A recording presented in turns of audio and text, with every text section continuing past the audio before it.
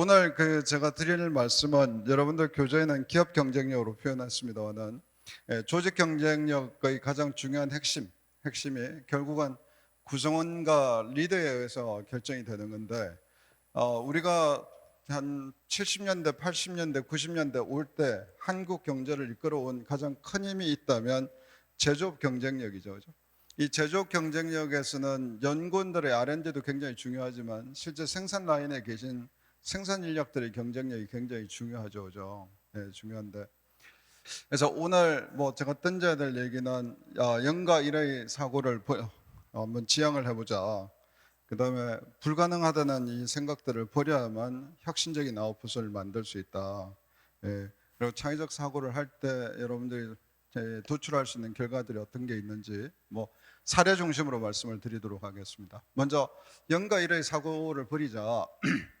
이 영과 일이라는 생각을 벗어나게 되시면 전체 사용료의 50% 정도는 50%는 영과 일처럼 n분의 1로 배분을 하더라도 나머지 50% 정도는 사용 빈도에 따라서 부과를 한다든지 아니면 저게 7대3의 비율이 적정한지 4대6의 비율이 적정한지 끊임없이 컨센서스를 만들어가는 이런 노력들이 필요하죠. 그죠? 그래서 이걸 영과 일의 가운데 있는 영역이 하이브리드 영역이거든요.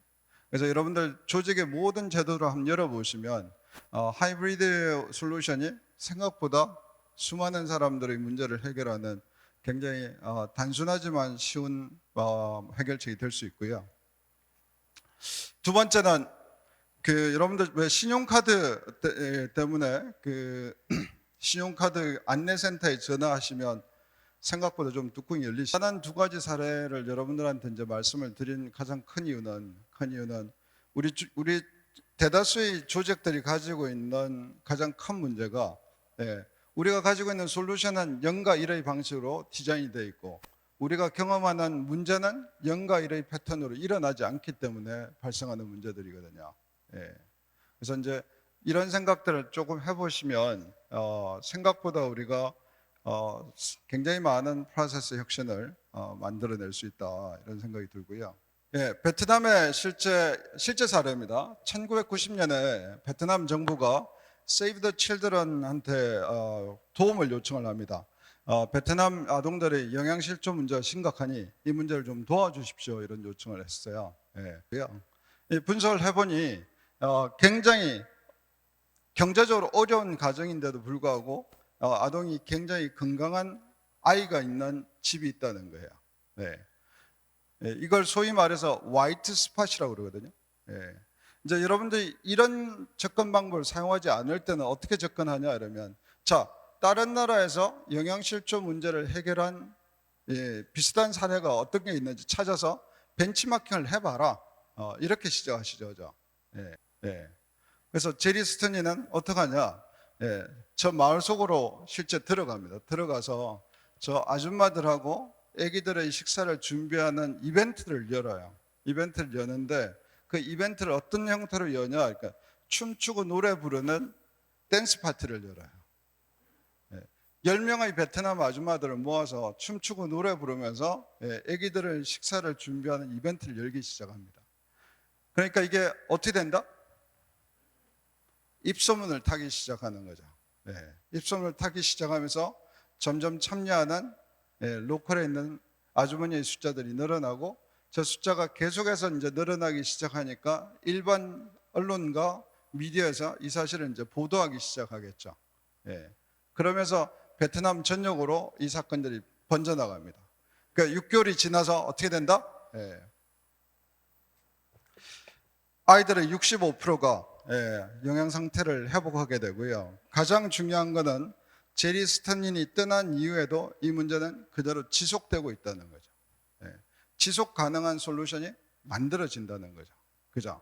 그래서 실제 참여한 인력 역시 약 220만 명 정도가 실제 참여를 하게.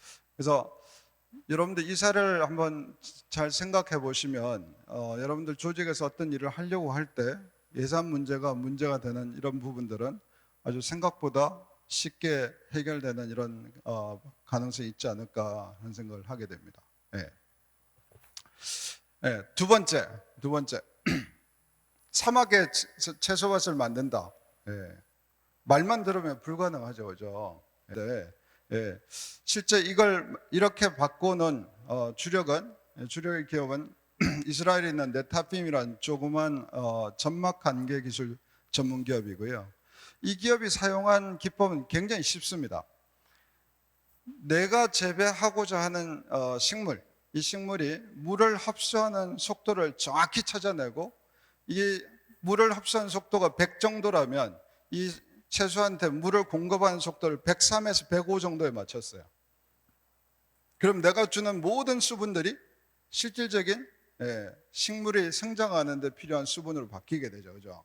그리고 저걸 낭비하지 않는 물 공급을 하기 위해서 뭘 하냐 그러면 채소가 있는 가장 지근 거리에 점막 관계 기술이라고 해서, 여러분들 왜 타이어에 구멍 났을 때 물이 조금씩 피어오르는 거 보시죠? 여러분들 자동차 타이어 펑크 나면 제일 먼저 물에 적시잖아요. 그래서 바람이 빠져나올 때 보면 물이 조금 튀어오르는 그걸 보고 찾아내는데, 그만큼씩 흘러나오게 만들었어요. 그래서 실제 이 수경 재배에 필요한 물의 양의 95%를 줄여버렸습니다. 그리고 한 발 더 나가서 이 물을 어디서 가져오냐? 이스라엘의 실제 도시에서 발생하는 생활 용수를 재활용해서 사용을 하고 있습니다. 창의적 사고의 힘이 어느 정도인지 이제 여러분들 어느 정도 가늠하실 수 있고요. 그다음 이걸 실질적인 경제적인 문제를 해결하는 걸로 한번 넘어가 보죠. 임대주택을 짓는데 왕궁처럼 짓는다. 한국의 임대주택이라면 여러분들 제일 먼저 떠오르는 게 이런 전형적인 천편일률적인 이런 주택들입니다. 그죠? 그 다음에 한국에서 임대주택에 산다고 그랬을 때 가장 큰 데미지는 여러분들 이미지가 망가지죠. 그죠? 가난한 사람이라고 이제 낙인이 찍히게 되는 이런 문제가 있습니다. 그죠? 주게 51개 가구가 만들어져 있고요. 1980년에 만들어진 임대주택입니다. 임대주택인데 이 임대주택을 지을 때 기본적인 컨셉은 예술적 가치가 굉장히 높은 임대주택을 짓자. 그리고 예술을 사랑하는 사람들이 가장 살고 싶어하는 임대주택을 짓겠다. 이게 이 사람들의 모토였습니다. 그래서 예술과 창의성을 결합해서 임대주택에 사는 사람들의 프라이드를 지켜주는 이런 솔루션을 만들어내는. 자, 한번 정리를 하면 예산과 인력이 부족할 때 뭐가 작동한다? 창의성이 작동한다. 창의성이 있으면 자연 환경도 재창조할 수 있다. 예술과 창의성을 결합할 때 무한한 가치가 만들어진다. 이걸 종합하면, 창의적 사고를 하면 불가능한 일이 없어진다. 이유는 우리가 눈에 보이는 현상하고 실질적으로 그 이면에 깔려있는 뒷배경은 너무너무 다르다. 근데 이게 우리가 에브리데이 겪어가는 일상이시거든요. 근데 부서간 협업만 되면 우리 조직의 생산성이 혁신적으로 달라질 텐데, 이런 생각을 하실 텐데, 실제 부서간 협업이 잘 되는 조직은 정말 어렵습니다. 어렵고요. 여러분들 할리 데이비슨에 대한 얘기를 하면 여러분들이 알고 계신 이해로는 미국의 제조업이 다 망가질 때 미국의 제조업과 자존심을 지켜낸 미국의 역사적인 기업이라고 알고 있습니다. 그리고 저 광고가 실제 할리 데이비슨이 불량 문제가 굉장히 심각할 때 시장에서 소비자들이 할리 데이비슨 불량품이 너무 많아, 이런 이 컨셉들이 만들어질 때 할리 데이비슨이 실제 사용한 광고입니다. Would you sell an unreliable motorcycle to these guys? 깡패처럼 보이는 이 고객들한테 너 같으면 불량품 팔 수 있겠냐, 이렇게 광고를 해서 그 문제를 일순간에 해결을 했거든요. 그 다음에 이 어마어마한 할리 오너스 그룹 때문에 이 충성도가 높아서 실제 할리 데이비슨이 돌아간다라고 생각하고 계신데, 할리 데이비슨의 이면을 열어보시면 이 엄청난 성과 뒤에 굉장히 독특한 조직 구조를 가지고 있습니다.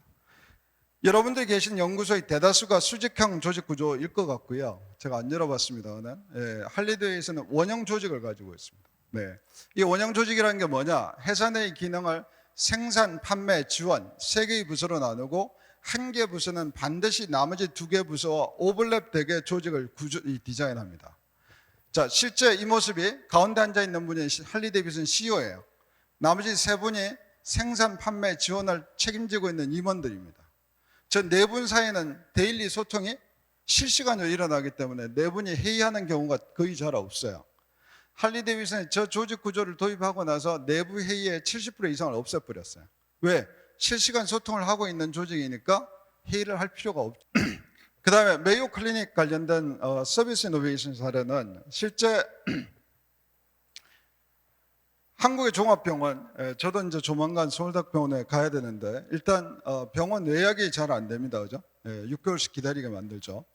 그 다음에 뭐 이 오랜 시간 기다렸다가 병원을 가게 되면 막 3번, 4번 병원을 왔다 갔다 하게 돼요. 검사도 하셔야 되고 이러니까. 근데 이제 최종 결과를 보러 가시면 이상이 없는데요, 이런 경우가 많아요. 그러면 환자가 야 이게 심혈관계가 아닌가? 그러면 뭐 소화기 내과를 가보나? 이러면서 또 다른 의사 선생님을 찾아갑니다, 그죠? 여러분들 주위에도 이런 일들을 하시는 분들 꽤 계실 텐데 메이오 클리닉은 미국에서 병원 선호도를 조사하면 저 AMC가 아카데믹 메디컬 센터의 약자고요. 압도적으로 1등으로 나옵니다. 비용 문제가 없다면 어디를 제일 먼저 가겠냐 이러면 메이오 클리닉을 선택을 하게 되죠. 근데 이쪽은 데스티네이션 메디슨이라는 제도를 가지고 있고요. 대부분의 경우 2주 이내 예약이 됩니다. 그리고 여러분들 응급을 요한다고 주장을 하시면 그 다음 날도 예약이 됩니다. 그고요. 가장 중요한 것은 한국에는 환자가 끊임없이 서로 다른 의사를 찾아가는 구조로 디자인되어 있지만 메이오 클리닉은 환자는 가만히 있고 의사들이 서로 간에 협동하고 협업하는 이런 구조로 가 있고요. 우리 이평구 원장님께서 질문하실 것 같아서 미리 말씀드리면 병원비가 일반 병원 대비 1.5배 내지 3배 정도 높습니다. 높고요.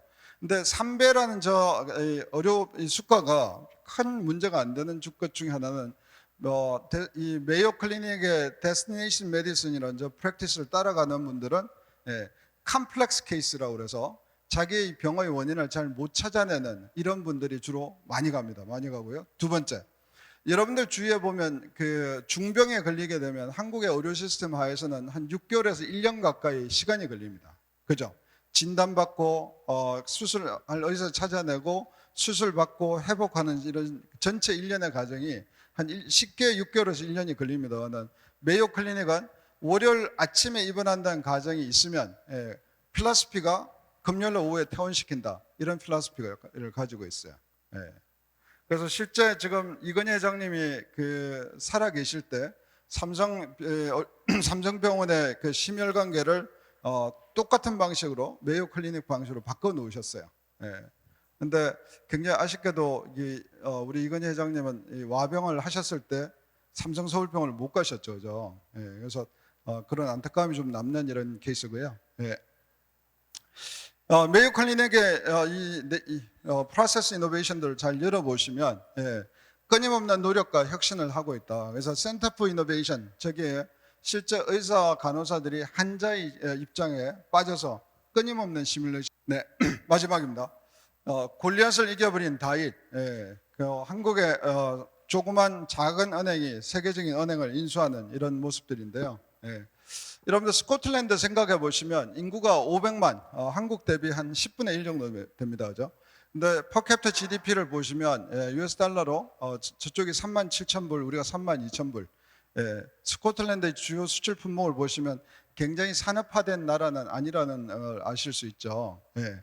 근데 로열 뱅크 오브 스코틀랜드가 1969년에 내셔널 커머셜 뱅크 오브 스코틀랜드 합병하면서 시장 점유율 40%니까 인구 500만이 있는 나라의 시장 점유율 40% 이러면 어느 정도 되냐 이러면 부산은행 정도 될 것 같아요.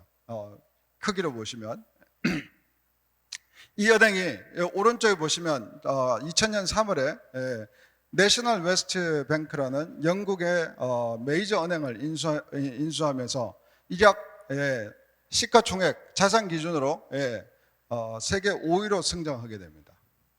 굉장히 작은 은행인데 자기보다 훨씬 큰 은행을 인수해서 일순간에 세계 5위가 되는 하고요.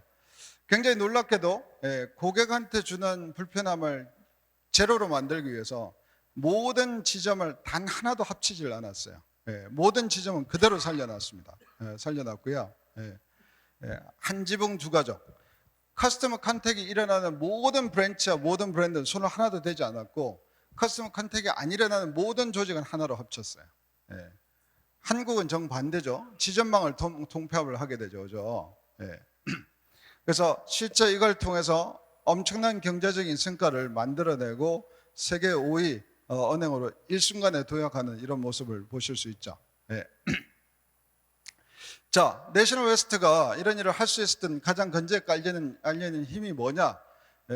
커스텀 컨택이 일어나지 않는 백오피스 인테그레이션을 통한 규모의 경제를 만들어냈다.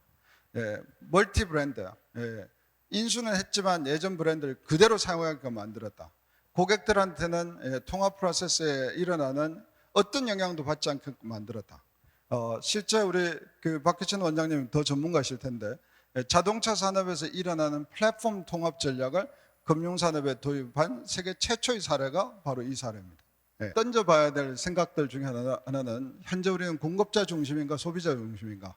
현재 우리는 얼마 동안이나 변화 없는 시간을 보내고 있는가? 현재 우리의 사고는 수평적인가 수직적인가? 성공적인 혁신을 위해서는 무엇부터 시작을 해야 할까?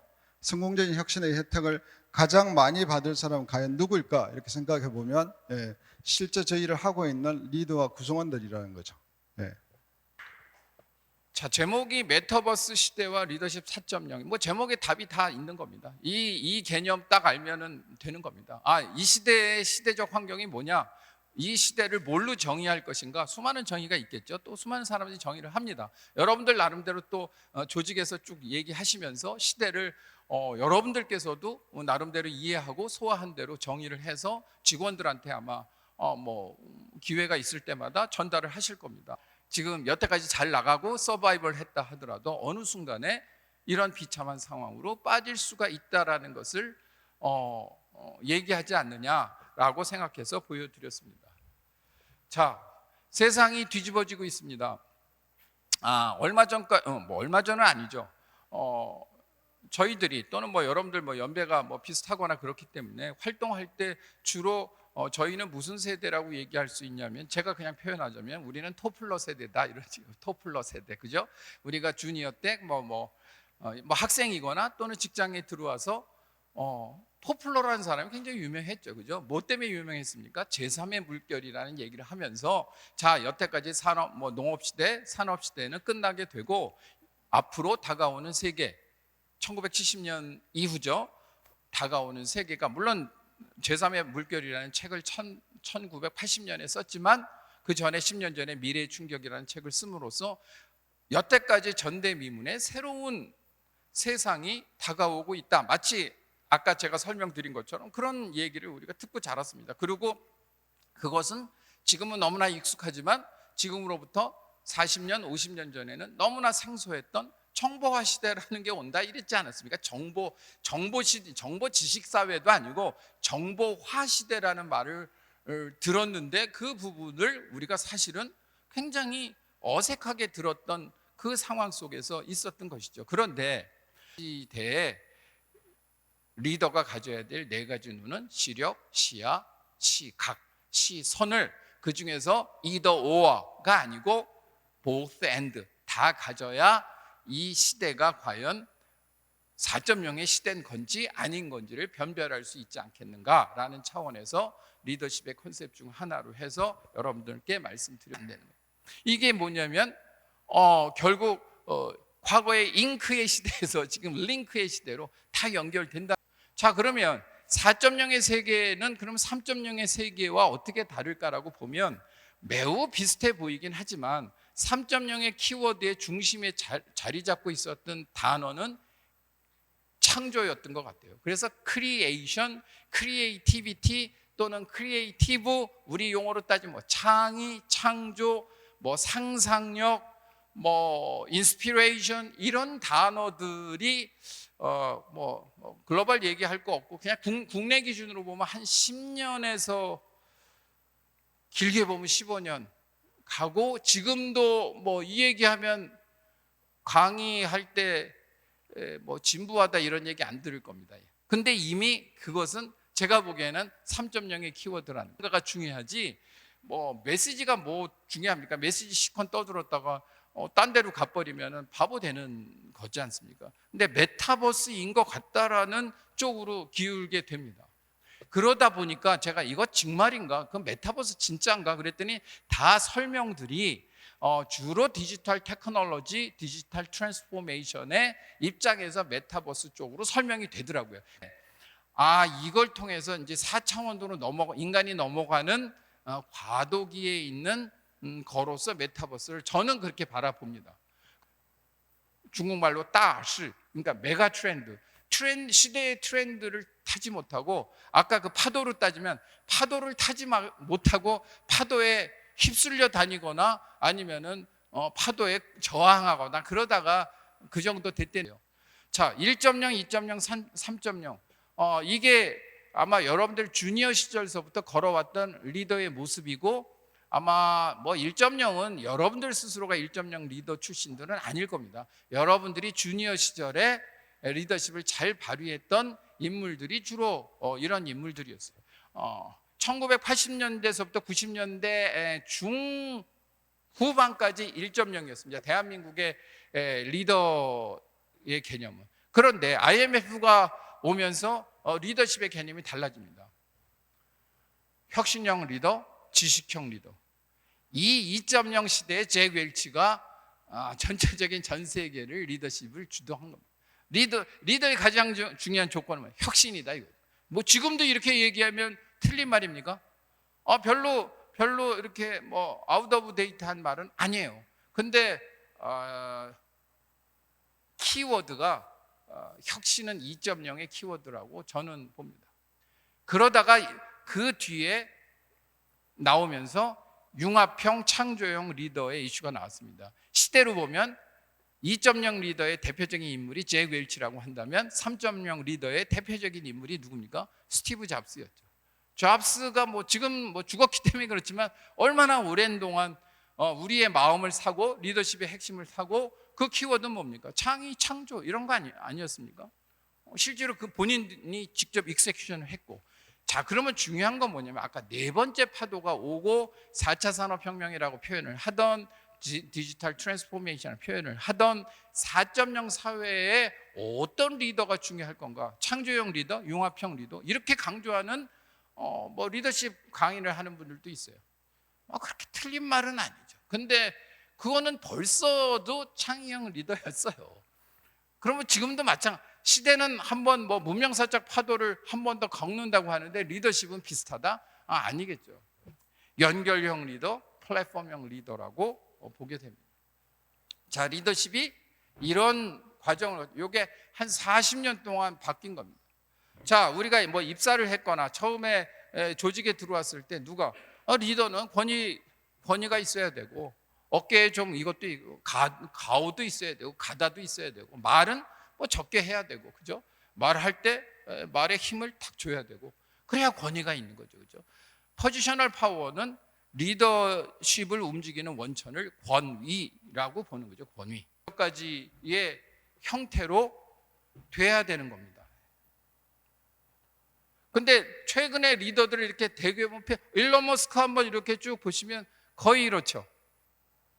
지금 고전하고 있다고 하는 롤러코스터를 타고 있는 손정희 같은 경우에 대충 이렇죠. 뭐 저커버그 같은 경우에 뭐 그 회사 명칭 바뀌고 뭐 우리 이렇게 하는 거 쉽습니까? 이렇게 가는 거예요. 이게 시대를 이끌어가는 4.0 리더들의 특징인 거예요.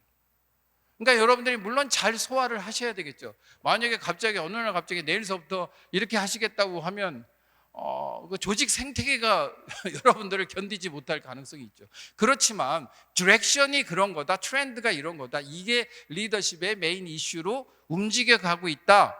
그러니까 우리 조직도 나 스스로도 애자일하게 그 부분에 대해서 남들보다 한 발이라도 앞서서 그런 쪽에 트렌드를 타야 된다라는 메시지는 여러분들이 확실히 거기까지는 여러분들이 수용할 수 있는가? 그것은 4.0의 기준을 보면 다 뭐다? 어플형 리더십이다. 그 얘기는 뭐냐면 어떤 가정이냐면요, 조직원들보다 리더가 탁월해야 된다라는 얘기예요.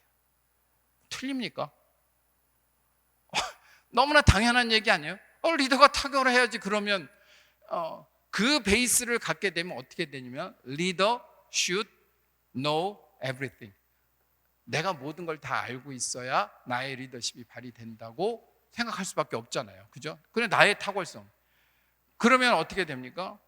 나는 어떤 리더의 개념을 어떻게 생각하냐면 나는 앞으로 더 훌륭한 어플이 돼야지. 이런 얘기예요.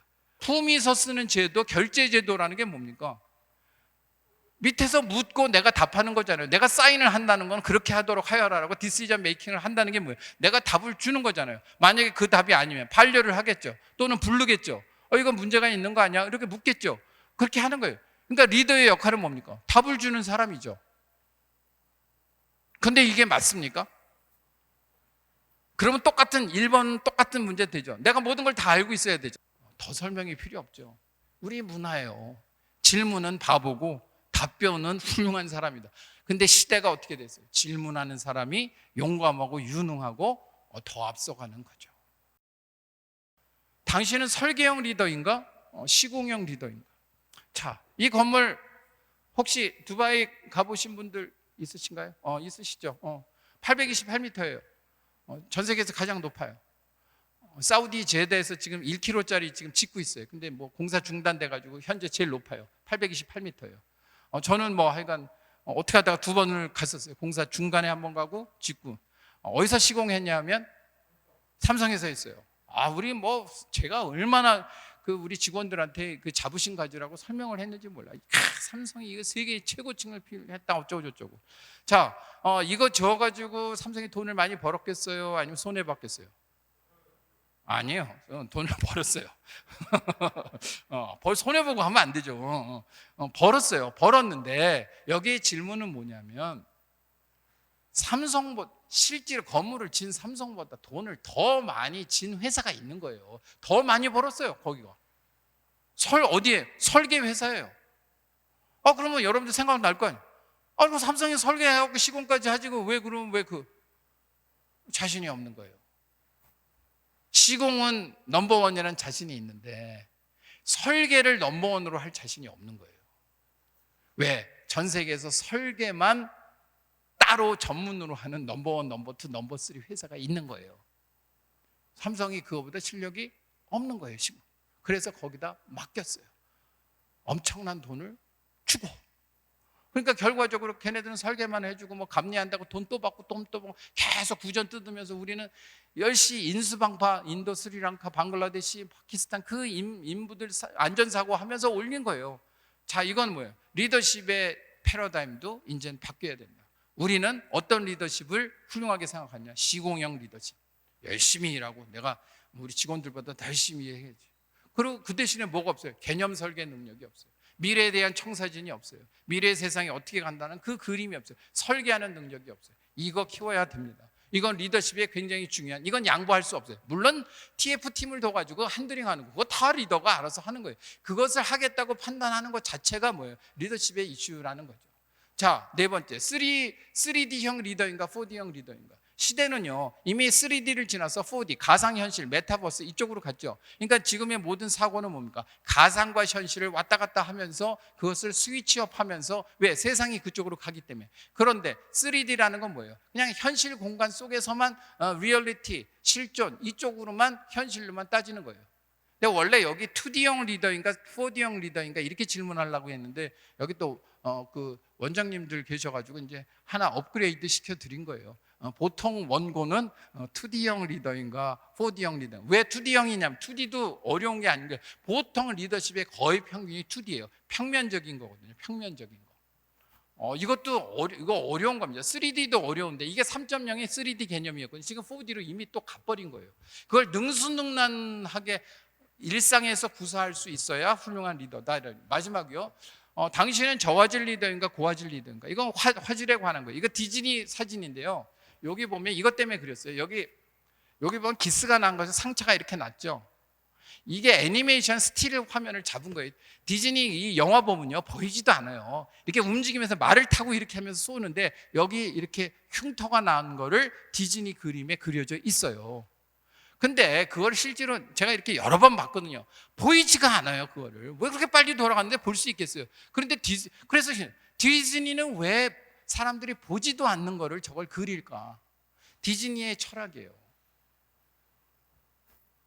애니메이션은 실사의 최대한 보느냐 안 보느냐는 관객의 몫이고, 그 리얼리티를 애니메이션으로 그리는 게 우리의 철학이라니까. 디즈니가 터치한 곳은 리얼보다도 더 리얼하게 이게 철학이라서 보든 안 보든 이렇게 하는 거예요. 뭘 말씀드리려고 하는 거 아니? 이런 이렇게 쭉 여태까지 드린 말씀을 하다 보면 디테일은 중요하지 않고 이렇게 큰 그림만 중요하다, 이런 식으로 혹시 생각하실까 봐. 그렇지가 않아요. 아까 네 가지 눈 얘기하셨죠. 거기 시력도 들어가고 시선도 들어가고 시야 다 들어가잖아요. 왜 봉준호가 상을 받았을 거예요? 그리고 세계적인 저희가 됐을 거예요. 봉태일이라는 얘기 듣는 거예요. 봉준호의 기생충 이런 것들 이렇게 보면 우리는 대충 그리다가 분위기 좋다, 컷, 그게 아니고요. 처음서부터 촬영을 하기도 전서부터 봉준호는 자기의 콘티를 자기가 직접 그려가지고 장면이 이미 다 있는, 그렇습니다. 자, 정리하겠습니다. 리더의 5가지 특징. 절박한 경영의 위기에 늘 직면해 있다. 근데 그 친구들은 변화를 읽는 자신만의 안목이 있다. 그리고 많은 사람들이 다 부정적인 걸 강조할 때 긍정적으로 보고 접근한다. 그리고 위기를 반드시 기회로 바꾼다. 그리고 요 5번이 또 필살기죠. 다 끝났다 싶을 때 또다시 도전한다. 3.0 리더, 그러니까 꼰대 리더가 되지 않는 거예요. 다 자기 스스로의 만족이 없는 거죠. 또 다른 것을 향해서 끊임없이 나아가는 거. 그러니까 이거는 영원한 리더. 뭘 해도 리더가 이렇게 하는데 뭘 정치를 한들 훌륭하게 못하겠습니까? 기업을 한들, 또는 NGO 활동을 통해서 한들, 또는 종교적으로 어떤 사명을 갖고 자기의 선교를 하든 헌신을 하든 뭘 하더라도 되는 거거든요. 시대는 끊임없이 아마 앞으로도 더 쭉 빠르게 나아갈 텐데, 결국 리더십은 그런 시대를 읽고 선제해서 자신만의 리더십의 컨셉을 세팅하지 않으면 21세기에 리더다운 리더 소리 들으면서 생활하기는 매우 힘들어지는 환경으로 온다라고 약간의 비극적인 결론을 내면서 그래도 솔루션에 관한 말씀들도 드렸으니까 이 중에 한두 개라도 여러분들 혹시 기억나시는 거 있으면 여러분들 지금 조직의 장이시니까 활동하면서 활용해 보시거나 심득하시면 좋을 것 같습니다. 장시간 들어주셔서 고맙습니다.